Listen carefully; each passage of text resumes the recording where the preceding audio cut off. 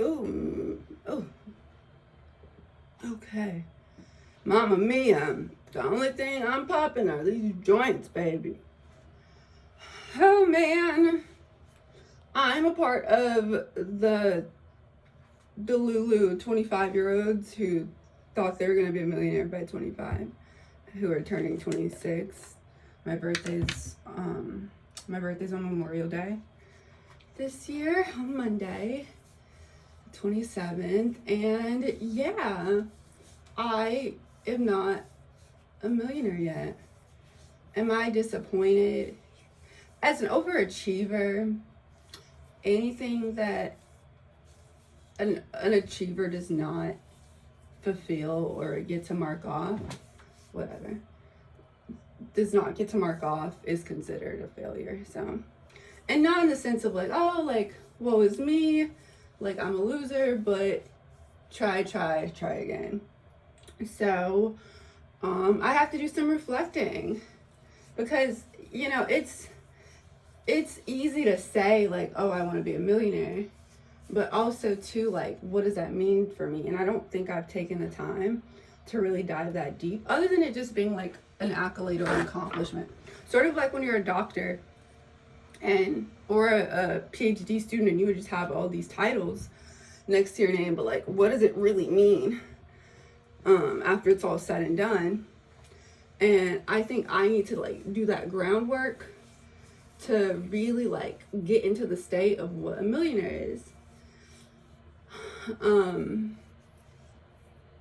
I low-key said this was my millionaire year, but so it's not all hope is lost. It's technically still May, so I've got 6 more months left. But let's see here. But just reflecting on this past year, overall, I gotta say I'm pretty damn. I did a lot this year. Like, I'm actually really proud of myself. I like took risks this year. I grew this year. I allowed myself to be really uncomfortable. Just a lot of changes mentally, internally, and just the trajectory, English words, the trajectory of where my life is headed, I feel really confident about. I did everything from deciding to move back to Chicago and leaving my city girl life in New York, so that I could come home to not only, one, be closer with my family, because last year was rough for me, just in the sense that I had gone through a really awful breakup. The previous year, and was just like healing from that, because the person I was with, I've never really considered married with a person, but this person, it just felt real. Like, it felt like I could see it, kind of thing. And so that was just really devastating, because it ended terribly. It ended terribly. Terribly being them in handcuffs and me getting a restraining order. That, if you can imagine what I'm alluding to. But yeah, so there was that, and then, and I'm talking about 2022, like coming into 2023. And so that happens, and on top of that, I ended up, my favorite person in the world, like my best friend, my partner in crime, my pal, died on Christmas night. Yes, on Christmas night. And ironically, we called him our big black Santa. This was my Uncle John, who I love so dearly, who has just played such an integral part in just molding the woman that I am today. Just introducing me to science so young, and just really nurturing my love for innovation, creativity, and exploration. But he ended up passing, and that just did it for me. Like, that really was the nail in the coffin. And from there, I had to learn how to heal. You know, I had to go through trauma. I went through trauma therapy, something that I never even thought was possible, but I ended up getting to go to therapy with my mother, family therapy, which that was just a crazy like miracle to have happened. And I'm so grateful for it, because It's helping me and my mother like heal our own wounds. I definitely have a mother wound.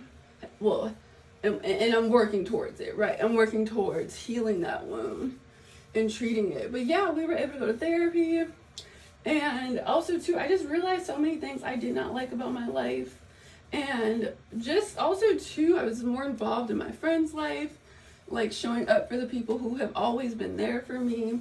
Because I haven't been, I'm admitting this now, but I am naturally charming and naturally charismatic. And I know this because people have told me this. About my flattery. But I feel like in some regards I have relied on that more than I like to admit.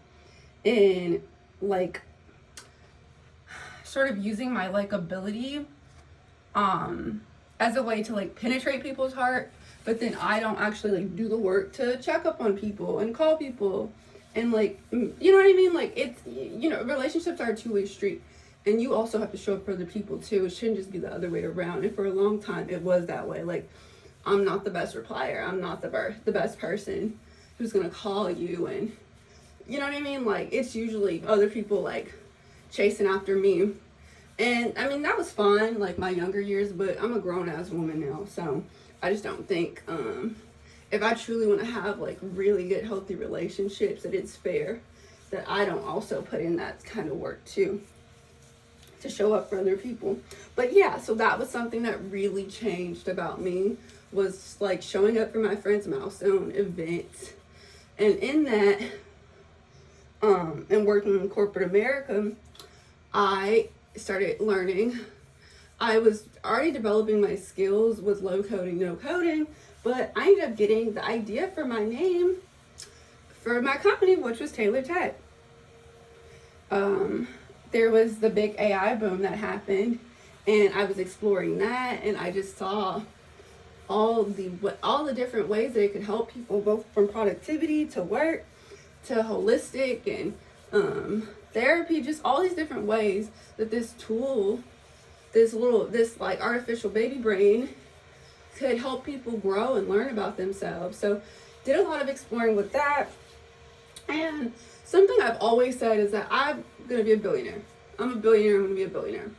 And I really started to piece together like what the empire looked like what was the Taylor Tech empire, and really understanding what all that meant. It's ironic that probably the best advice that I've ever gotten in my life has been the same advice that I've gotten from really successful CEOs and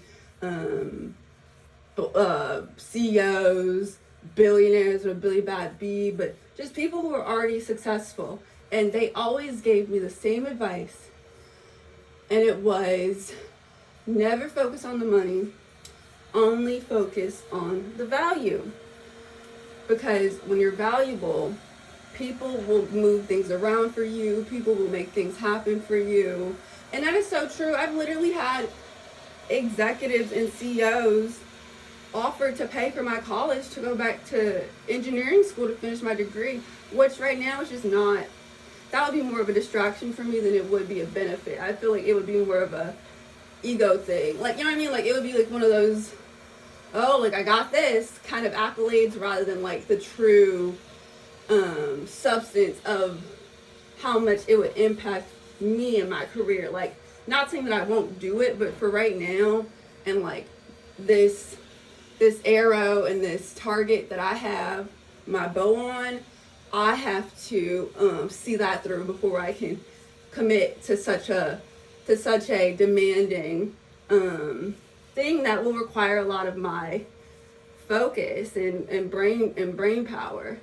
Also, too, school was never a natural thing for me. It has always been a self-made habit, a self-taught habit to have to like study. And like when I did, you know, I was working twice as hard. Remember, I had classmates that were cheating. Majority of my classes, there were a lot of people cheating, and I didn't learn till like second semester. Just like crazy things. I'm like, bruh, how'd you pass that? That rubber back is so loud. But You know, like meanwhile I was putting my heart and soul into things like praying, that I like got some equations and things right. But anyhow, I have always had to work a little bit harder than other people, especially on the academic front when it came to certain things and just understanding things. And it's so interesting in a sense because I think one of my natural gifts is, in addition to like me just being really personable and charismatic, is that I do think I do have the gift of gab where I can add a little razzle dazzle to some of my words and how I say things. Ooh, I know how to juice it up, like make it sound hot kind of thing. And not that when I do that, it's actually not in the sense of trying to persuade people. Like obviously, like, yeah, like if I like suggest something, it's typically because like I've studied it. I like, feel really confident about it, and I think it's gonna help that person. Like, like I'm assessing the situation, not ego. Or like, oh, like, like I'm right and like you should do this because it's good. No, like I know this about you based on what you told me and like the research I've done about myself. I came across this. You know what I mean? Like it's just me kind of laying the facts on the table, but not shoving it down your throat. But yeah, what was I saying? I have essentially this year been working on trying to I know what I was saying. I was saying how I feel that with me being able to like give things a little bit of pow pow to it, a little bit of sparkle to it, that it is easier for me. One of my gifts is that I love being able to explain really complex, really like esoteric, just niche things in like very digestible, relatable, bite-sized forms. And that's not easy to do. It's really not. To be able to not only like break it down in a way that people can begin to conceptualize it, but also to making it like fun and making it memorable in a way that really connects and sticks with people. And I love doing that. I love researching stuff. I love like going into like the sub niche part of it, like the like the Russian dolls, like you have a doll inside of a doll inside of a doll. Like I like exploring like each one and like uncovering each one and finding out what they mean, who created them, what the intentions were, and then being able to present that to people so that they do have that aha moment, or they're like, what? Or the duh, just like those eureka moments. I love to provide those to people because there's so much hidden knowledge in the world that like we don't even recognize. It's like so deep and just so integral to people's existence. An example that comes to mind is Hasids. The Hasidic Jews, like, they are just in another world. They are on another time. Like everything from Shabbat to their holidays to when they go on vacation. When everybody else is working, Jewish folks are at Disney World. They are just completely on a different time of the world. And just the way that they operate is just so different compared to what we even can begin to understand. It's so like not what meets the eye. It's like the hidden. And I love to uncover that to people. I love talking about taboo topics that really aren't so taboo, and need to have a conversation, and being able to facilitate the elephant in the room and introducing it, and and starting the narrative of conversations that need to be had. And I just love doing that. And particularly my jam is tech because it's just ever evolving. I think the reason I personally love technology so much is because it's like one of the few fields that you get instantaneous results with STEM, technology, science, engineering, and math. You get immediate results, like if you did something right or wrong. for the most part. And sometimes, some things take time, but especially when it comes to coding, you can see like, okay, this isn't working. And you get to like go back into problem solver mode, or you know what I mean? Like, I just love how instantaneous the results are. Like, yeah, like, and that just sits so well with my brain. It really does. But yes, I have just learned so much this year about the world. Even probably like one of the most interesting topics that I've been like exploring is trying to understand the modern 21st century pain points, because we definitely live in the era of Amazon, of like instant gratitude, and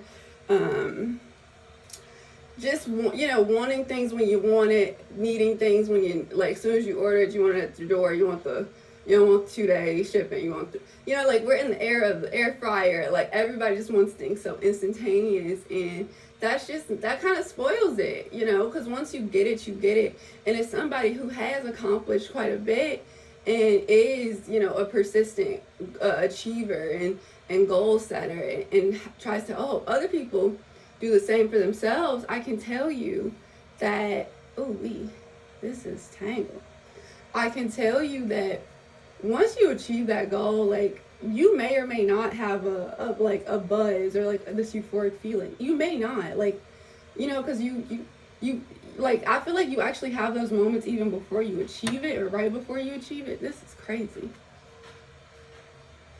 I hate to like cut all this, but who has the time to try to untangle all of this?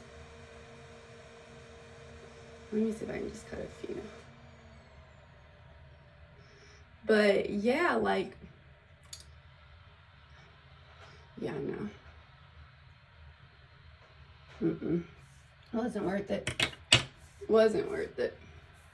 But yeah, like, you, what was I saying? That knot messed me up. It was crazy. What was I saying? Just like the 21st century pain points. So yes, so I have been basically trying to explore, like, what are our modern day issues? Like, what's the sort of like the zeitgeist of our era right now, and everything that's happening with AI too, and these changes that are happening. I think a lot of us, especially after the pandemic, are waking up to a lot of baloney that's been fed to us, and they've been calling it a turkey burger. It was ham the whole time. But I think a lot of us are waking up to like just the fact that the world is so curated, and it's like not for the benefit of humanity.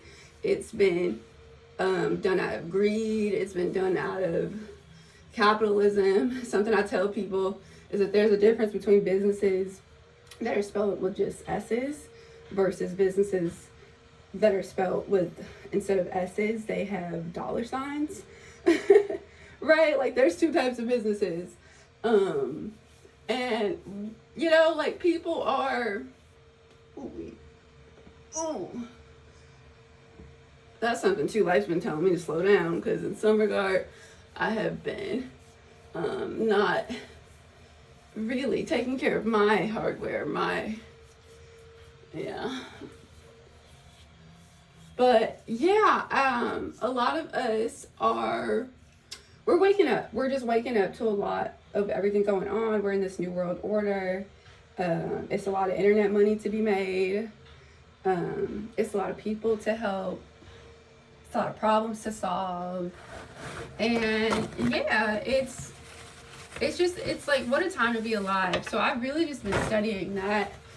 And I don't in the sense of, I guess, like, oh, like, you're not a millionaire. Like, I don't know. That's just such a blanket, superficial saying for me, because I really just haven't, like, as somebody who is very intentional and does, like, journal and, like, really tries to write out their intentions and their directions, plan your work your plan. I can genuinely say I have not really, like, taken the time to plan out, like, my millionaire, to fully, like, flesh out, like, my millionaire plan. I have, like, a direction for my life and, like, my goals and, like, what I want to achieve each year, but I don't I have not like gotten into like the minutia of it, and that's really where like the dreams start to unravel when you do have that plan and you understand the habits that you need to embody and the things you need to change about yourself and your routine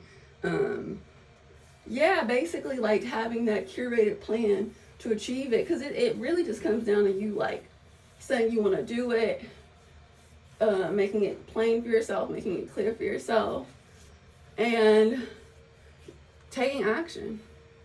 Like just, you know, taking action and like checking in with yourself, having a plan. And that's easier said than done, right? Because a lot of us don't like change. For a lot of us, it's hard to change. It's hard to like not do what we've been doing for like 6 years, 5 years, or what we've even seen our family and friends doing around us. And that's a whole other thing of like isolation, which is something I have been doing too. I have literally had a COVID pandemic with myself, okay? Like I literally reenacted a COVID pandemic. Like I've not left the house. I have become an unintentional homebody because I am absolutely an extrovert. Absolutely an extrovert. But I have been so loud. That little little Ralph Angel. But yeah, like I have been like in the house essentially. And part of it too has to do with like, you know, money and like saving. But also too, it's like when you really do have a big vision for yourself, you have to fast from people in a way. Something that always gets me tripped up is when I start looking at what other people are doing and start comparing my work to other people, then I start to like not value what I'm doing. And I have a real bad habit of that. I think my whole life. I'm a really intelligent person, and even me saying that out loud, like that's progress. Because for a while, I don't think I even gave myself permission to be smart, even though I always was. But you know, it's not until you acknowledge it that it matters. That's no different than some people who have body dysmorphia, and like they're always like, oh, I'm ugly, or they like I look fat in this, or just some nonsense, and you're looking at them and you're like, you look like a fucking Barbie doll. You know, like it's those type of situations. And for me, where that manifests is like intelligence dysmorphia in a way. I don't know if that's like a real thing, but yeah, like I just haven't really given myself permission to actually accept the person that I am. And I've done that this year, and I'm really proud of that. So I would say that's probably been my greatest accomplishment. But 25 was just accepting who I am, accepting my destiny, accepting my fate. And now it's like, this is the time for me to like, I don't know, I feel like this is like the time for me to receive. Like I've had to accept, I've had to build, and now it's time to like, you know, it's time to reel it on in. And I'm excited. I'm really excited because I know I've been putting in the work. I know I've been showing up. I know I've been putting in the time, the research, learning, you know, asking uncomfortable questions, making the sacrifices, which I'm not afraid of anymore either, which I'm really proud of. Obviously some degree, like we all like our comforts. Like I love the za. I love weed, but like do I always need weed? No. So yeah, this has definitely been a time for me of just like great acceptance of myself. And just trusting my path, trusting my destiny, and just like, yeah, like you are that girl, Taylor. Like you are that bitch. Like you've been that. Will forever be that. But it's like I believe it too, and I'm excited. So yeah, this year taught me a lot about just not necessarily new things about myself, but just again acceptance. I think this was a big year for acceptance for me. Yeah, acceptance, creativity, like just trusting the process, having a greater sense of faith, especially when like it did not seem that way at all. It did not seem that way at all. Yeah, and just being clear on like what the vision is, and tying it all together, all the personal development I've done, all the uncomfortable questions and sacrifices I've made, not just this year, but the past 2 years. So happy early birthday, Taylor. Here's to 26.